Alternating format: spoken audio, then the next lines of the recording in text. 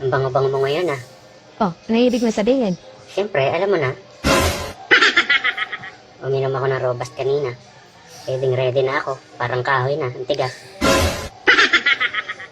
Tumigil ka. Meron ako ngayon. Naku, ano ba naman yan? Wrong timing ka na naman eh. Wala tayong magagawa. Ganun talaga. Babae ako eh. Kailan pa ba yan? Kanina lang, umaga. Baka naman pwede pa yan. Kanina lang palang umaga eh. Kuwalastik ka. Ang hilig mo talaga. Gusto mo maging crime scene itong kwarto natin? Paano na to? Hindi to lalambot hanggat hindi na iipasok.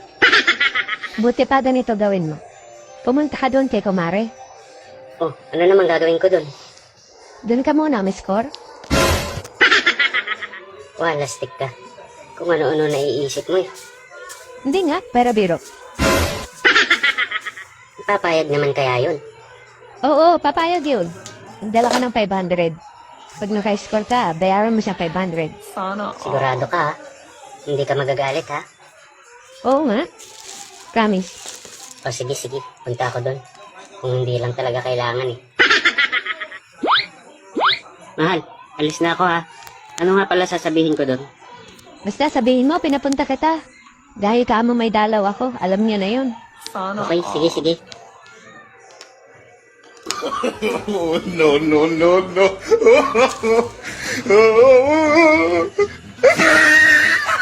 Tao po.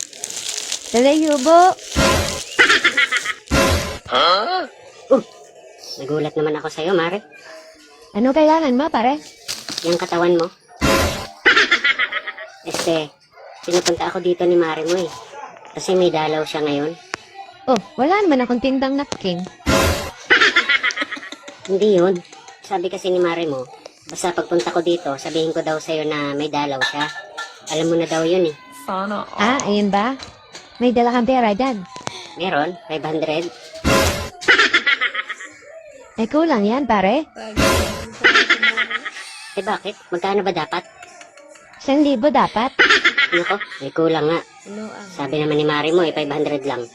Pwede bang 500 muna sa isang araw na yung kulang? Aba, pare. Marunong ka pala ng Indian style, ano? Anong Indian style? Indian style. Hulugan. Hindi pwede, pare. Baka pagkatapos na kalimut-kalimutan mo na lang. Nakakaya naman maningil pag ganun. Diba? Ang pangit naman pakinggan. Nasabihin ko, hoy pare, yung bayad mo sa kasta. Paano kaya? Sige, uwi muna ako. Kuha muna ako ng pera.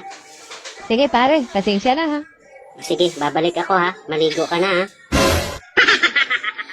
Sige. Ay, Diyos ko.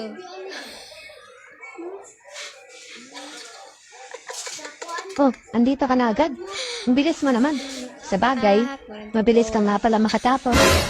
Ano nangyari? May problema eh. Ano problema? Ayaw pumayag ni Mare ng 500. Sabi, 1,000 daw dapat. Pambihira naman siya. Pag siya ang meron dalaw, 500 lang singil ko sa asawa niya. Tapos ngayon, sisingilan ka ng 1,000. Wala pala siyang pakisama.